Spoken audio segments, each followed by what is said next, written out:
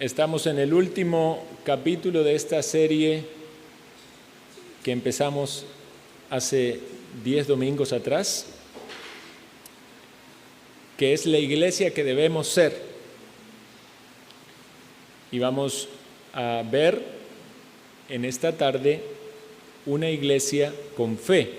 Creo que es bueno tener en claro el propósito de esta serie. Específicamente, cuando iniciamos con esta serie hablábamos de que el apóstol Pablo instruía a Timoteo acerca de su objetivo, su propósito, su meta, y que eso era algo conocido, no era algo oculto, y que la iglesia de Dios debe tener objetivos claros que vengan de los principios bíblicos para ser la iglesia que debe ser.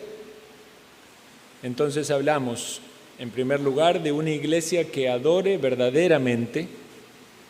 Segundo lugar, de una iglesia que ora. En tercer lugar, una iglesia santificada.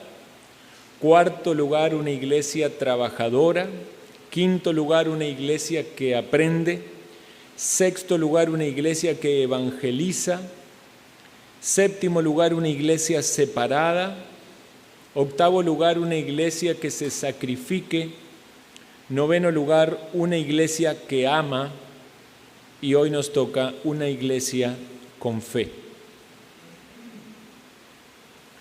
Y sin duda que cuando hacemos un repaso de todas esas cosas y hacemos un poco memoria de aquellas instrucciones que vimos en la palabra de Dios, podemos todavía examinarnos y decir, mucho nos falta recorrer en este camino. Todavía tenemos que crecer mucho en cada una de estas áreas. Puede ser que en algunas estemos un poco mejor que otras requieran más esfuerzo y requiera más compromiso de nuestra parte. Pero quiere el Señor seguir guiándonos y ayudándonos para tener en claro el objetivo y dar pasos en esa dirección.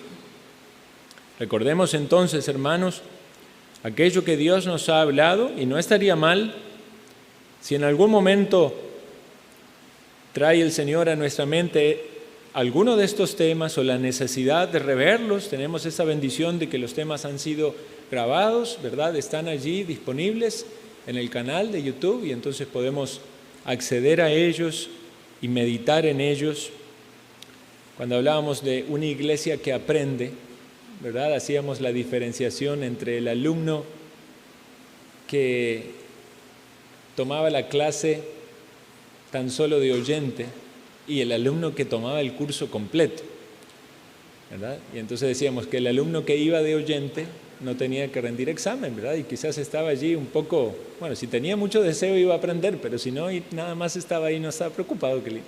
Pero el alumno que quiere el certificado y que quiere el diploma sabe que va a ser testeado. Bueno, nosotros debemos pensar que es Dios el que nos juzga, el que nos aprueba.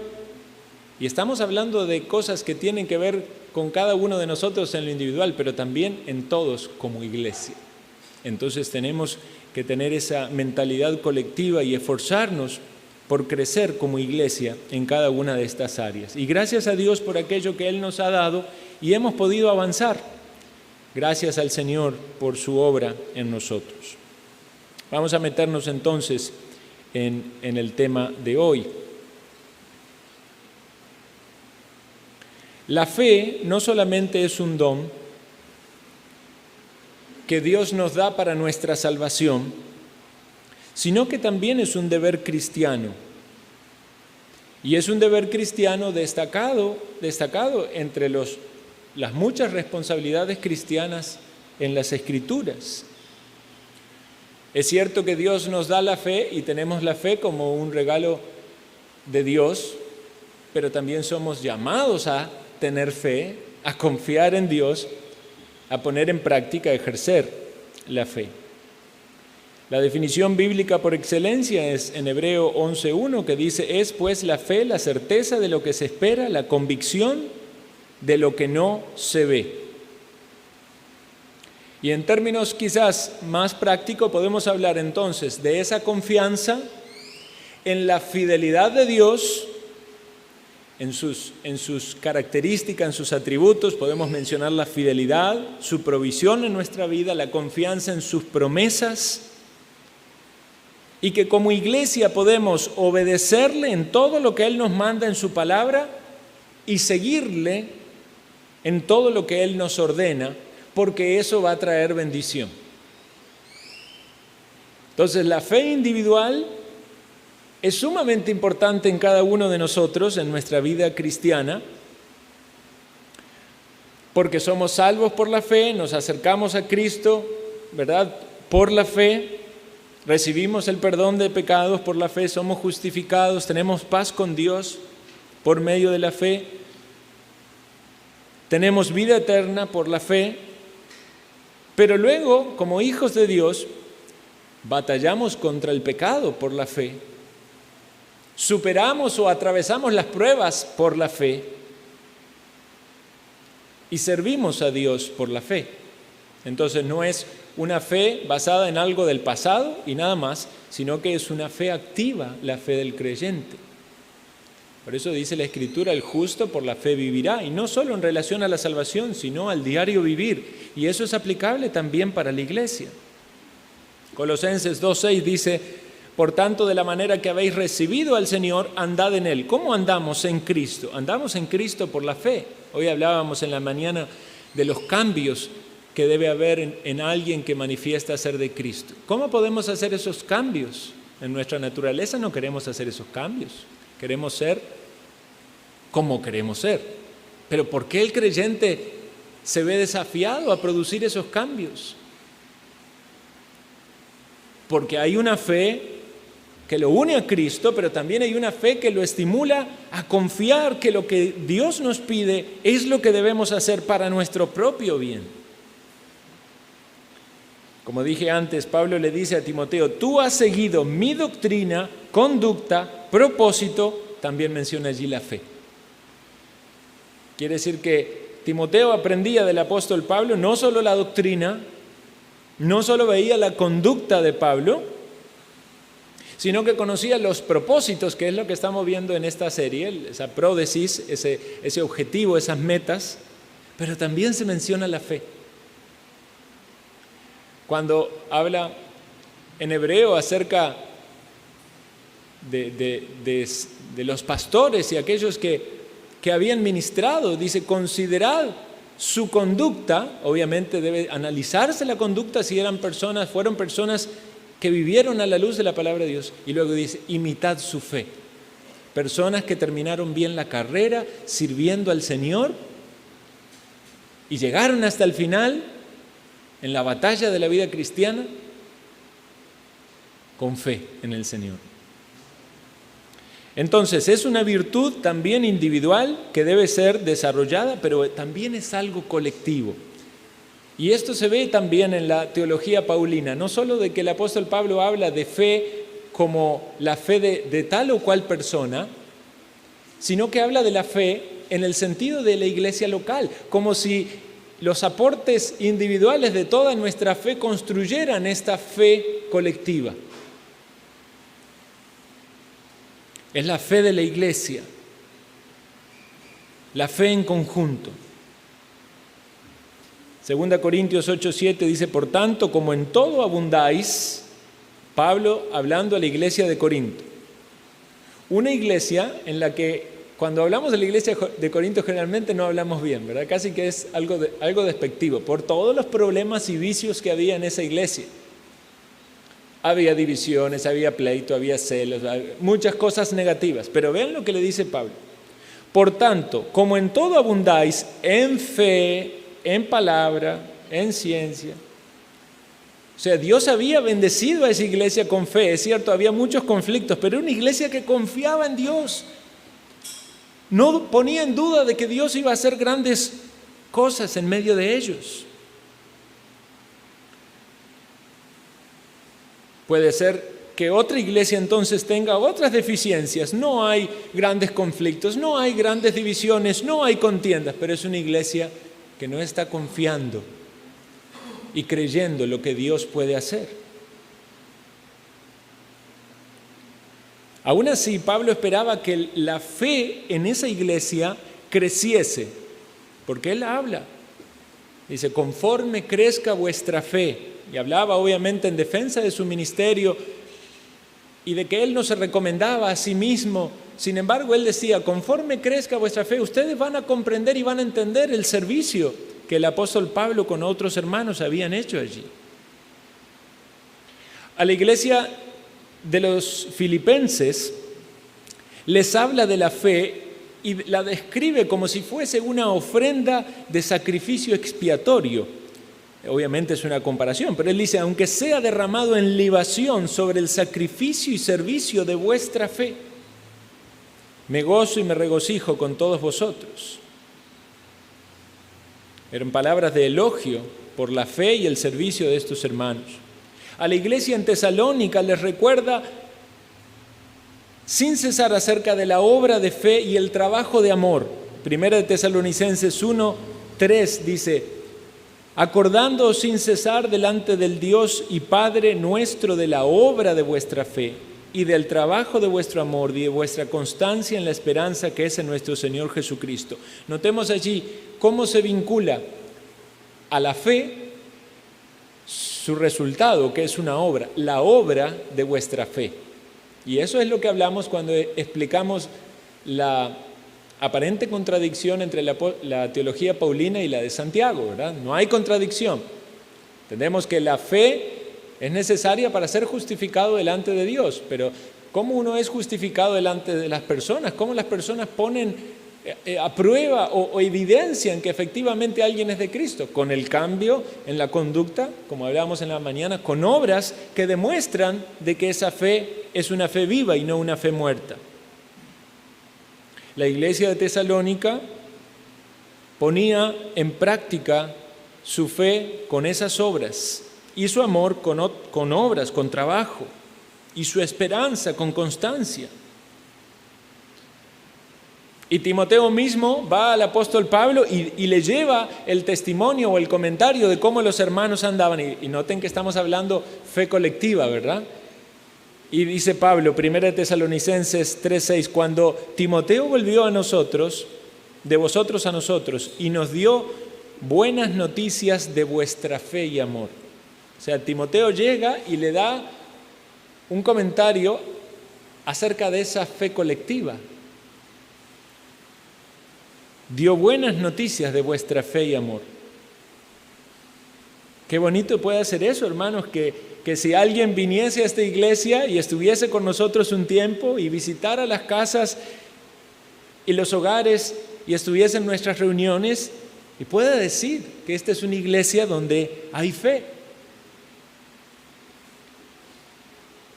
En 2 de Tesalonicenses 1:3-4 habla de las oraciones de Pablo con gratitud y dice, debemos dar gracias a Dios por vosotros, hermanos, como es digno, por cuanto vuestra fe va creciendo y el amor de todos y cada uno de vosotros abunda para con los demás, tanto que nosotros mismos nos gloriamos de vosotros en las iglesias de Dios por vuestra paciencia y fe en todas vuestras persecuciones y tribulaciones que soportáis. Miren aquí cómo este rompecabezas va uniendo más piezas al tema de la fe. No solo aparece la fe ligada a las buenas obras y al amor, muy juntas están estas cosas, sino ahora es fe en el medio de las aflicciones, en el medio de las persecuciones, en el medio de las tribulaciones.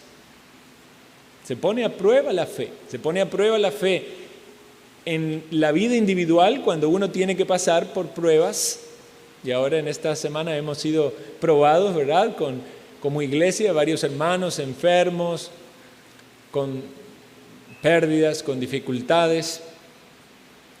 Pero en un sentido no son tan solo pruebas que los que sufren las experimentan solos, porque estamos en una iglesia y nos unimos y participamos de esas aflicciones y compartimos en oración y en ayuda mutua y se puede ver allí esa fe actuando y ese amor expresándose y entendemos, quizás Dios nos prepara, ¿verdad?, para recibir también la palabra. Entendemos en la práctica cómo esa fe está ligada a la vida de iglesia.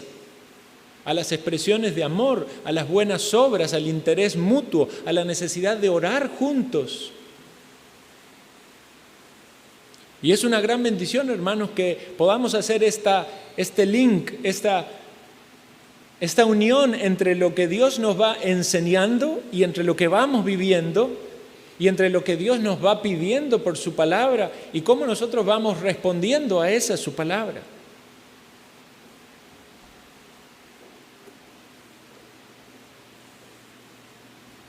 Hoy llegué yo aquí y estaban todos aquí. Yo fui el que llegué más tarde. Llegué temprano, pero llegué tarde. Más tarde que todos ustedes. Gloria al Señor por eso, hermano. Es una bendición que tomemos la palabra y nos desafiemos. No es para agradar al pastor, es para agradar a Dios. Es para crecer en lo que Dios nos manda. Es Dios el que nos habla por su palabra.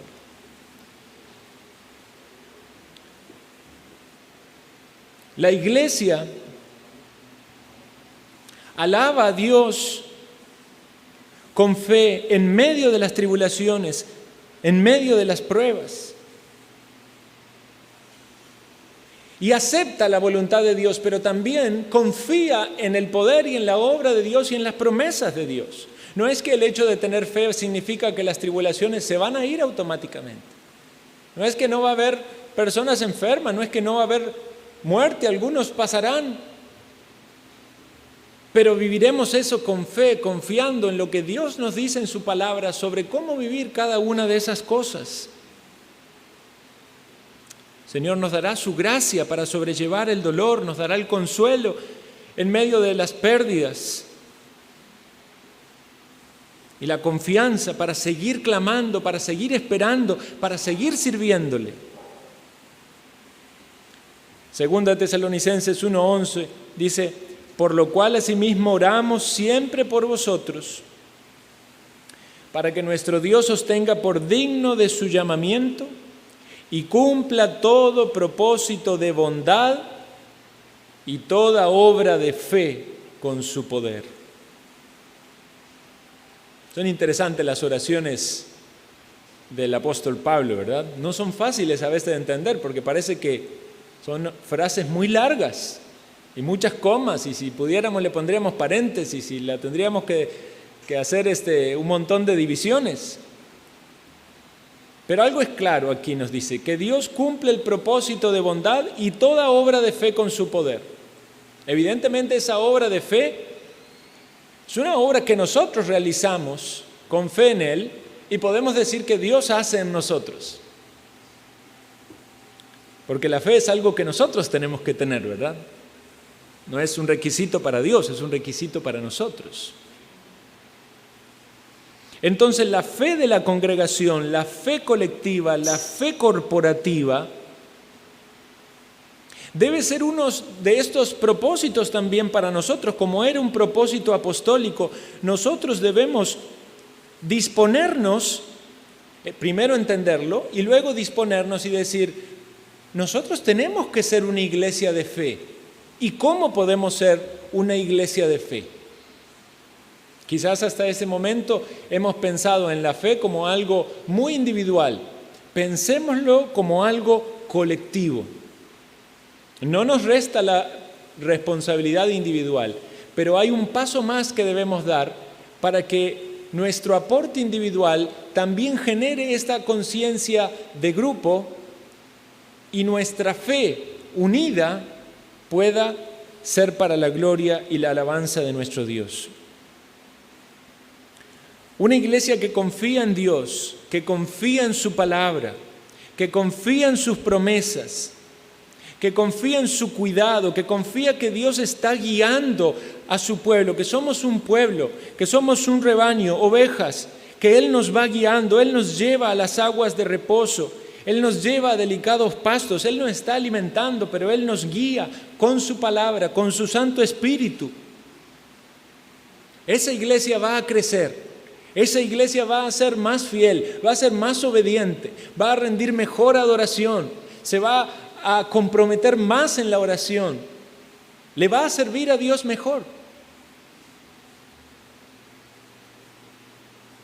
Y escuchen esta frase del pastor Peter Master, dice: tal confianza sólida en relación con la fe es un prerequisito para la bendición. Quiere decir que muchas veces no tenemos fe o nos movemos por vista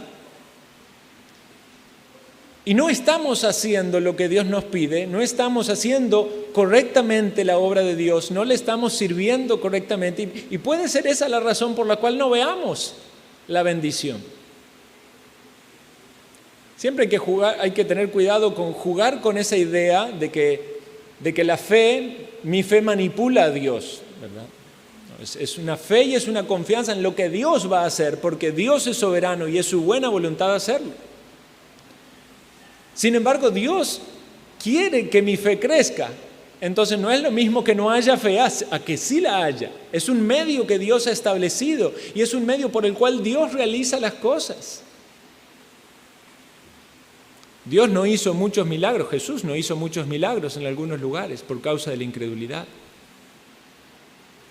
Y debemos tener cuidado de que no seamos en alguna medida, si así se puede decir, un estorbo a la obra de Dios. No vamos a ser nunca un estorbo, porque Dios va a hacer su obra, Él es soberano y la va a hacer. Sin embargo, desde esta perspectiva de los medios y lo que Dios quiere, si permanecemos como una iglesia apática, fría, recibiendo la palabra de Dios pero no confiando en ella, no haciendo culpa de lo que realmente es nuestra culpa, no reconociendo nuestros pecados, estamos manifestando con eso nuestra incredulidad. Y podemos pensar que la bendición de Dios ha de manifestarse así, como esa gracia benéfica que Dios quiere traer en respuesta a la rendición de su pueblo. ¿Quiénes pueden regocijarse en la certeza de saber que Dios los vindicará y los defenderá? Acompáñenme por favor al Salmo 5, versículo 11.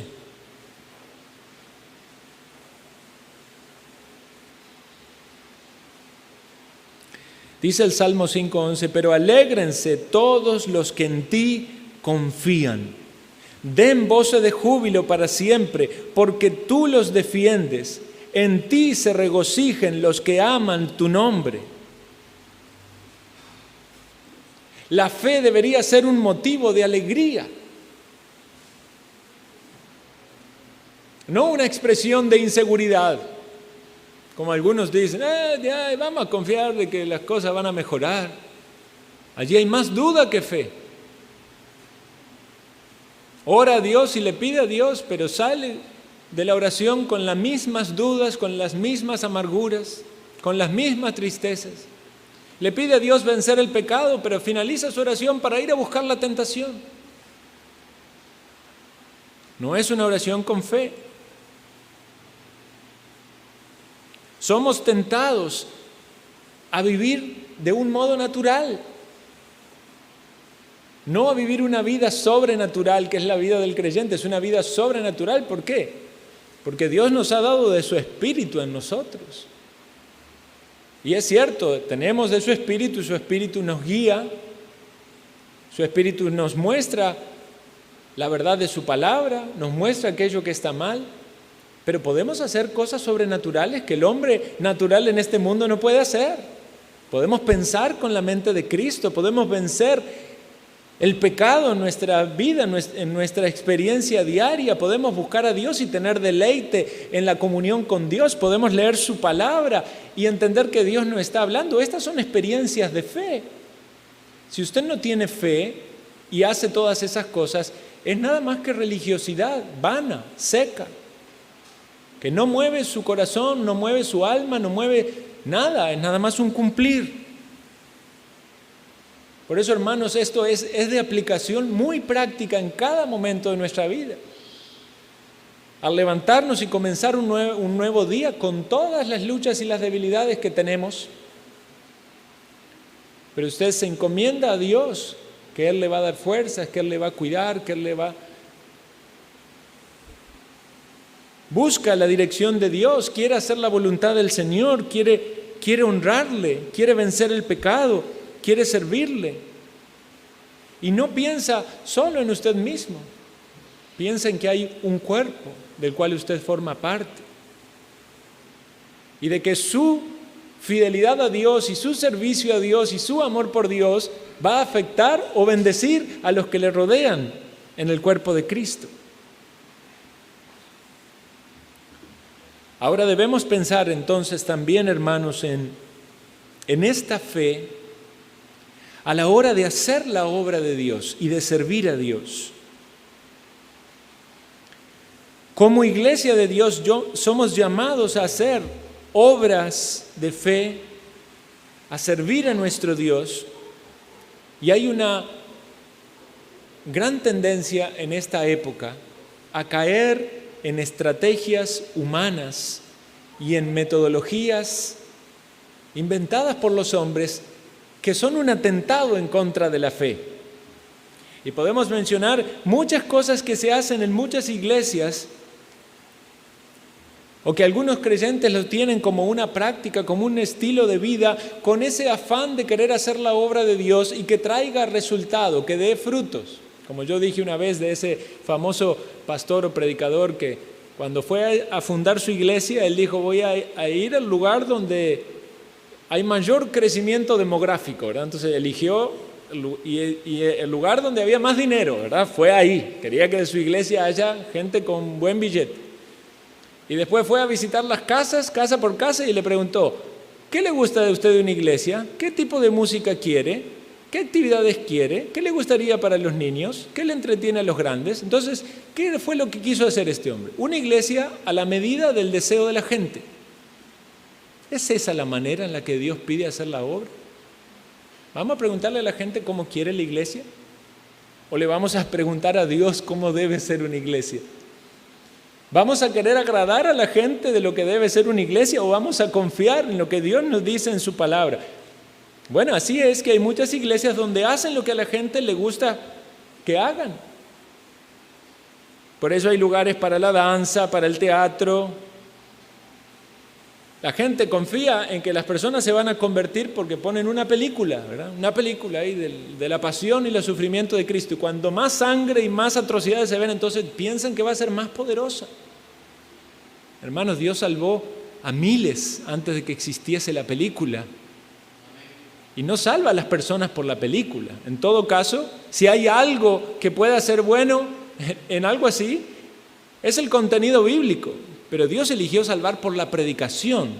Dios no nos mandó a hacer representaciones de Él mismo, sino más bien a predicar el Evangelio. Es un mensaje que llega a los oídos, porque la fe viene por el oír de la palabra de Dios. Hoy en día hay series televisivas. Algunos entonces quieren usarlas como fin evangelístico. Hay aplicaciones, ¿verdad? Y uno quiere mostrarle a los niños esas aplicaciones donde están los dibujitos, pensando eso va a ser un instrumento útil. No importa que haya representaciones de Dios allí, aunque están prohibidas en la Biblia, es que son muy bonitas, entonces vamos a usarlas. Es una manera de confiar en las estrategias y en los métodos humanos en contra de los métodos divinos. Se hacen muchas actividades, sobre todo para atraer a las masas. Yo les compartí que durante muchos años de mi vida, en tiempo atrás, participaba de ministerios con jóvenes y entonces se hacían muchas actividades juveniles, campamentos, partidos de fútbol, ¿verdad?, de juegos. No necesariamente que todo eso esté mal, pero muchas veces era un gancho para atrapar a una gran cantidad de personas y en algún momento meter allí el mensaje del Evangelio y un mensaje muy pragmático de 5 minutos, haga la oración y conviertas. Y algunos de los impíos decían: pero me trajeron engañado aquí.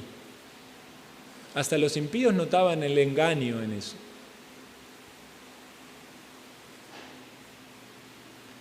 Algunos ceden con las relaciones ecuménicas, entonces dice: lo que pasa es que aquí somos muy poquitos, hermanos, vamos a unirnos con la iglesia de allá y con la otra allá, vamos a hacer una caminata por la ciudad y levantamos la Biblia para que todos confíen de que somos seguidores de la Biblia. Dios nos mandó a eso, a la iglesia.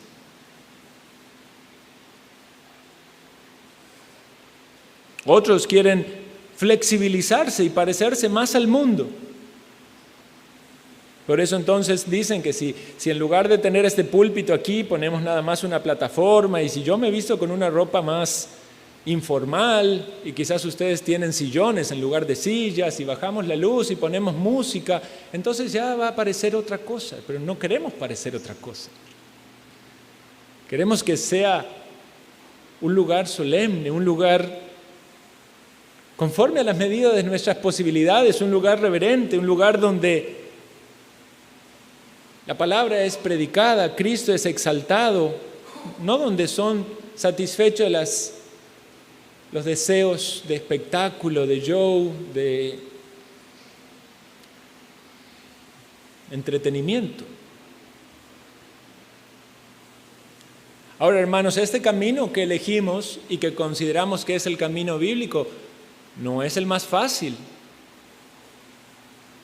Por eso la mayoría de las iglesias fieles no son multitudinarias, son pequeños rebaños. A veces se hace difícil convencer a la gente de que una reunión de oración es importante. Y hay una gran competencia en este mundo con muchas cosas, las actividades seculares, los compromisos que se toman, el cansancio. Tenemos que animarnos a orar como una obra de fe que trae fruto, que tiene resultados. Es la fe puesta en acción. Oh, qué difícil que es motivarnos para evangelizar. Vamos a hacer alguna actividad con niños. ¿Cuándo la hacemos? Hoy, ¿cómo cuesta? Los sábados. Es que los sábados es el único día libre, estamos muy ocupados. Vamos a salir a entregar literatura a las plazas. Quizás no confiamos en que Dios vaya a salvar a alguno de ellos. Quizás no nos animamos a invitar a alguien porque decimos no va a querer venir. Y si viene, no, es que hoy el tema no fue el apropiado, seguro que no se va a convertir. Y resulta que cuando empezamos a investigar en todos nuestros pensamientos y en un montón de emociones que van surgiendo en nuestra vida, donde van levantándose barreras de incredulidad constantemente, incredulidad para vivir una vida piadosa, incredulidad para buscar a Dios, incredulidad para servirle, incredulidad para ser una iglesia de fe. Desconfiamos que si nos esforzamos y hacemos esfuerzos en los métodos que Dios ha establecido, va a haber bendición. ¿Será que Dios va a salvar a alguien? ¿Será que Dios va a edificar a su pueblo? ¿Qué puede agradar a Dios más que una fe que no está basada ni en dinero, ni en capacidades humanas, ni en personas importantes, ni en grupos o iglesias de renombre, sino en Dios? Porque imagínense, decimos, vamos a hacer la obra de Dios. ¿Qué vamos a hacer? Bueno, no sé, vamos a salir a evangelizar y necesitamos esto, lo otro. Y alguien dice, bueno, yo tengo mucho dinero, tengo $1.000.000, tomen, úsenlo para lo que quieran. ¿Qué hacemos? Bueno, vamos a hacer una gran actividad y traemos, como decía un pastor, si querés tener gente, trae pizza y ahí vas a tener un montón de gente. Bueno, tenemos un montón de plata, así que vamos a traer pizza y música buena. Más bien es un problema entonces tener dinero, porque si tenemos dinero dejamos de confiar en lo que Dios va a hacer y en actuar con los métodos que Dios quiere que usemos. Entonces, cuando veamos nuestras limitaciones, demos gracias a Dios, porque si no las tuviéramos, menos confiaríamos en Dios.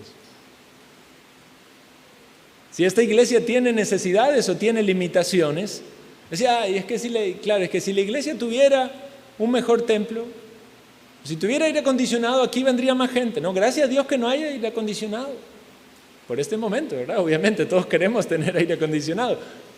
Pero si no tenemos los recursos, gracias a Dios, porque el que viene y está dispuesto a pasar una hora de calor aquí, viene porque quiere escuchar la palabra, ¿verdad? ¿Qué pasa si hacemos una conferencia y traemos uno de estos predicadores famosos? Y hay algunos que son hombres piadosos, ¿verdad? Y el Señor les usa grandemente. Entonces todos vamos a estar confiando en que porque viene tal o cual, se van a convertir.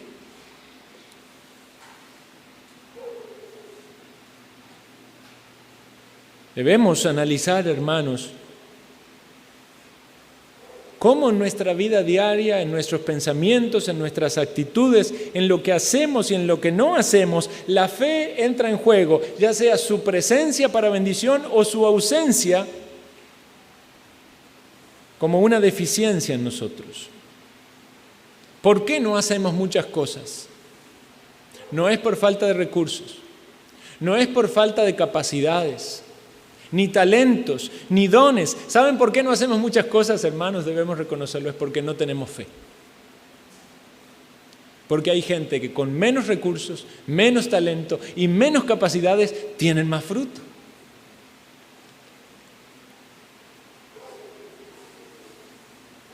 Es cierto que Dios ha usado métodos humanos que son equivocados. Es cierto que en esas iglesias donde no se entiende correctamente esto y quizás caen en pragmatismos, también hay salvos, también hay convertidos. Pero no es que esa es la manera de hacerlo porque hay convertidos. No, Dios trae fruto a pesar de. Pero cuando vamos a la palabra y queremos ver cómo Dios nos manda a hacer la obra, es ahí donde no debemos tropezar y ceder a estos métodos humanos o pragmáticos para dejar de lado el ejercicio y la obra de la fe. Entonces, ¿cómo podemos, como iglesia, promover esta fe colectiva o fe individual que también va a afectar en lo colectivo? Este es nuestro desafío y eso es lo que quiero que meditemos en esta última parte. En primer lugar, hermanos, tenemos que tener una confianza unánime y profunda en los métodos bíblicos y en el poder de Dios. Dios nos llamó a predicar el Evangelio. Y predicamos el Evangelio cada vez que nos encontramos con alguien y tenemos la posibilidad de compartir las buenas nuevas. Usted esté confiando que es el poder de Dios. Usted predique el Evangelio a tiempo y fuera de tiempo. Háblele de lo que Cristo hizo, háblele de su vida, cómo Dios le cambió, háblele de su testimonio, invítele a la iglesia. Podemos descansar en que efectivamente es el método de Dios, porque en la iglesia se predica la palabra y si usted trae un alma a venir a escuchar la palabra, está siendo un instrumento para que la gente sea expuesta al Evangelio y a la obra del Espíritu de Dios en medio de su pueblo. Si creemos que Dios está en medio de su pueblo, que su promesa es real, entonces entendemos que invitar a una persona a la iglesia es el método que Dios ha determinado para salvarle si Dios quiere salvarle. O será expuesto también a la evangelización y si rechaza al Señor, eso será también un testimonio en su contra. Confiemos que es el poder de Dios, más allá de las habilidades oratorias o las capacidades que usted puede tener para hacer relaciones y amistades, y que si las tiene, úselas porque son un don de Dios, pero no descanse en eso, confíe en el poder de Dios. En segundo lugar, evite caer en la desesperanza, o podríamos decir en la incredulidad. Sabemos teológicamente que vivimos en un mundo que está caído, que el corazón humano es engañoso y perverso, que la condición humana es de depravación total, pero a veces esas mismas doctrinas, si no son correctamente entendidas o interpretadas, pueden llevarnos a un grado de pesimismo o fatalismo, como diciendo, bueno, este mundo este mundo es algo imposible aquí, de que Dios salve a alguien. Y caemos en incredulidad. Quizás cuando alguien ha pasado mucho tiempo orando por alguien y aún no se salva o aún no hay oportunidad de que venga a la iglesia o de que sea expuesto al Evangelio, podemos caer en la incredulidad, hermanos. Pero Dios nos llama a perseverar, no solo en la oración, sino también en la confianza. Hermanos, la mano de Dios no se ha cortado para salvar. Es cierto que estamos en tiempos difíciles. Alguien dice, bueno, en tiempo de pandemia la gente no quiere ni que lo visiten ni visitar. Se hace un poco más difícil evangelizar. Sí, pero la mano de Dios no se ha cortado para salvar. Dios ha salvado a gente en el medio de la persecución y puede salvar a gente en medio de una pandemia. Dios puede usar situaciones particulares que usted vive para que el Evangelio llegue a gente que de ningún otro modo pudiera llegar. Ahora nos gozábamos que don Emanuel está en el hospital y oramos por su recuperación, pero él está dando testimonio allí al italiano que tiene a la par. Y el italiano sorprendido de que una iglesia ora para que él se sane. La hermana Elena daba testimonio a sus familiares incrédulos del consuelo que Dios le da en la pérdida de un ser querido. Y así, porque mencionamos nada más que unos ejemplos, pero hay muchos ejemplos de situaciones que ustedes están atravesando, nosotros, y tenemos la posibilidad de compartir con alguien la esperanza que tenemos. ¿Confiamos en que Dios va a seguir añadiendo personas a su iglesia? Es su propósito eterno. Y se añadían todos los que habían sido determinados para la salvación, todos aquellos que Dios en su soberana determinación eligió salvar. Las salvaciones de Jehová. En tercer lugar, hermanos, perseverar en oración. Necesitamos perseverar en oración, porque evidentemente en el medio de la oración o en la práctica de la oración, la fe es un requisito. Si nos acercamos a Dios, tenemos que creer que hay un Dios y que nos escucha. Si no, estamos hablando al aire, ¿verdad? Por eso, ¿qué sentido tiene que ore un impío? Pero si ora un creyente, ora con fe. Pero también oramos para fe, es decir, que la fe también es un fruto de la oración. Porque en nuestra oración decimos, Señor, incrementa nuestra fe. Señor, que mi confianza en ti sea más grande. O como decía aquel hombre, ayuda a mi incredulidad. Creo, sí creo, pero dudo. Muchas veces trastabillamos. Hay fe, pero no hay fe. Hay fe, pero es poca. Si vuestra fe fuere como un grano de mostaza, dice el Señor.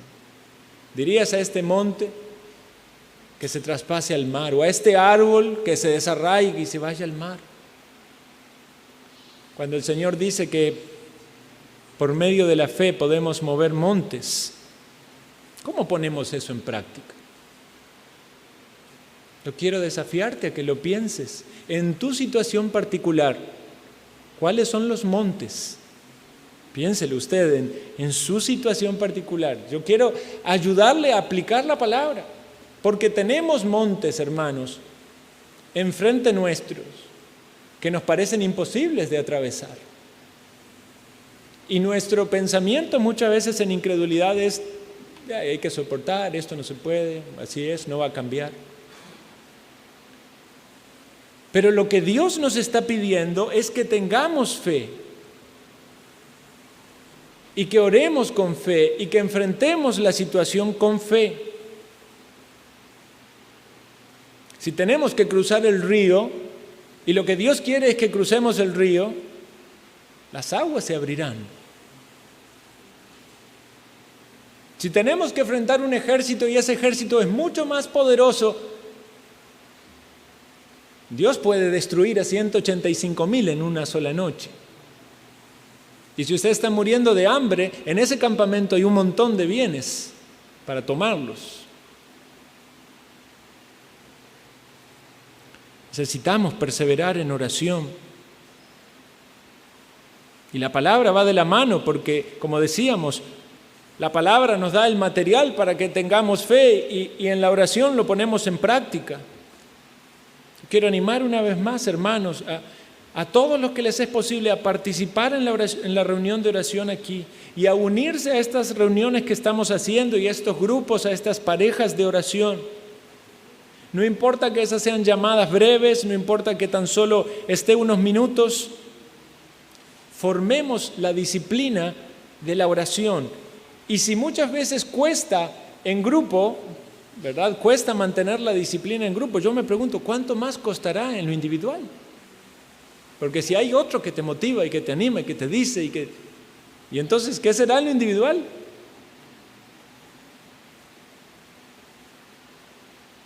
En cuarto lugar, cuidado con el pragmatismo, porque el pragmatismo puede combatir la fe.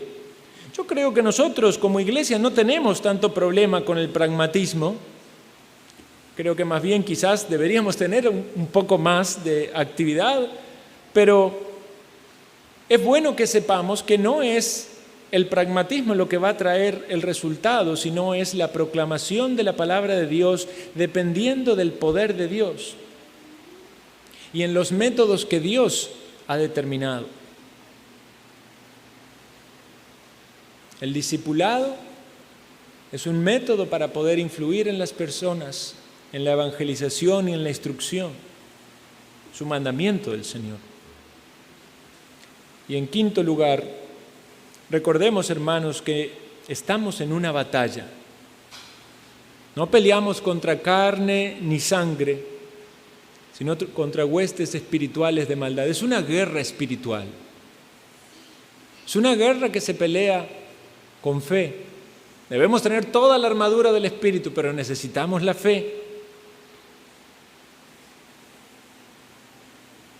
Cuando el pueblo de Dios tuvo que cruzar el Jordán, tuvieron que dar los primeros pasos y mojar sus pies en agua para que ellas se retiren.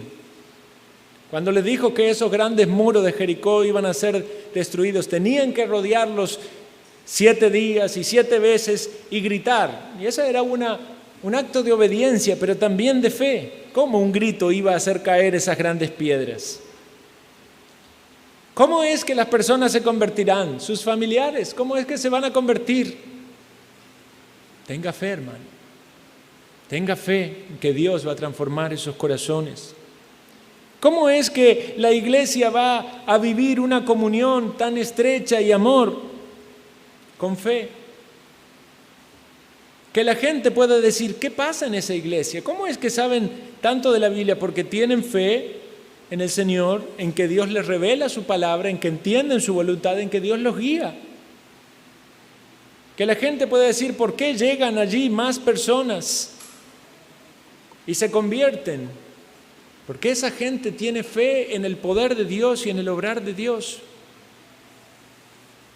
Que esa fe sea notoria a todo nuestro alrededor, no para nuestra gloria, no para que digan qué grandes hombres y mujeres de fe, sino para que Dios sea glorificado en medio de su pueblo. Vamos a finalizar, hermanos, leyendo Hebreos capítulo 11.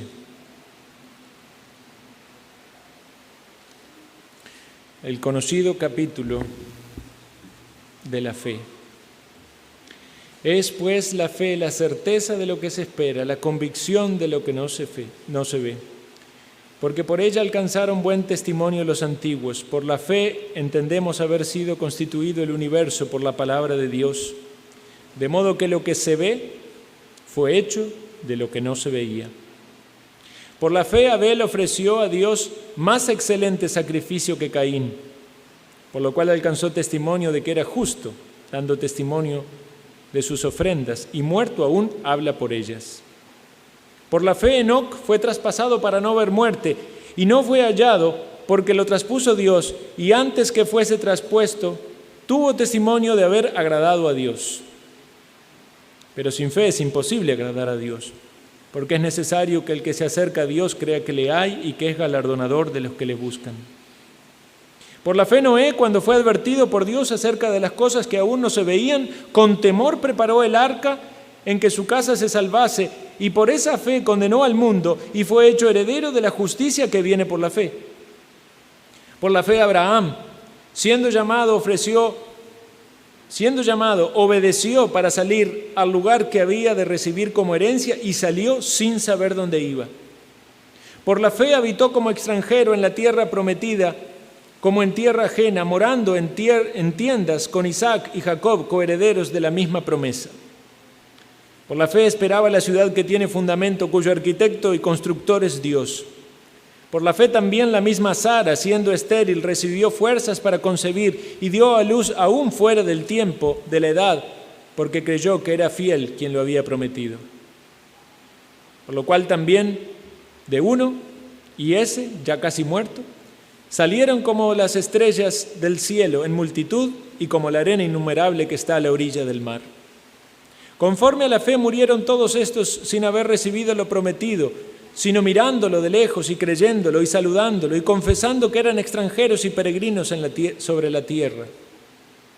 Porque todo lo que esto dicen claramente dan a entender que buscan una patria. Pues si hubiesen estado pensando en aquella de donde salieron, ciertamente tenían tiempo de volver, pero anhelaban una mejor, esto es, celestial. Por lo cual Dios no se avergüenza de llamarse Dios de ellos, porque les ha preparado una ciudad.